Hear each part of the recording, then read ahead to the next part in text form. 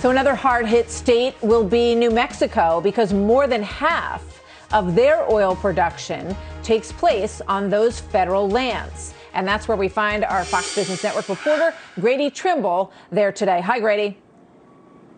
Hi, Martha. This oil pump and just about every oil pump as far as the eye can see out here is on federal land. And as you mentioned, New Mexico is disproportionately impacted by this executive action, pausing new leases on drilling for oil on federal land. That's because about half of U.S. oil production, or rather a quarter of U.S. oil production, takes place on federal land. But in New Mexico, that number is closer to 56%. Claire Chase knows this industry well. It's a family business, Mac Energy Corporation. And tell me how this is going to impact you guys and this entire state.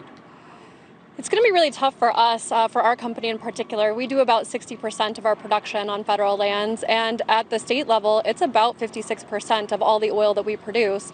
That represents about $1.4 billion in revenue to the state of New Mexico and north of $9 billion to the federal government. So it's a really huge hit. A lot of people in the industry see this as a first step to banning drilling entirely on federal lands, and that would be devastating for your industry.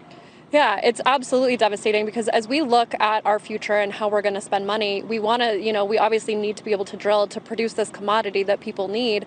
And if we're not allowed to do that, we're going to have to find other areas where we can drill, places like Texas that don't have a lot of federal land. So I think New Mexico is looking really bad for us, and hopefully our governor is able to take a stand for it. And Claire mentioned this, Martha, but 33% of the state revenue here in New Mexico is from the oil and gas industry. About $1.4 billion from this industry goes to public schools. So it's not just these workers that are directly impacted by it. It's all of that trickle down all the way to school teachers and students. Martha?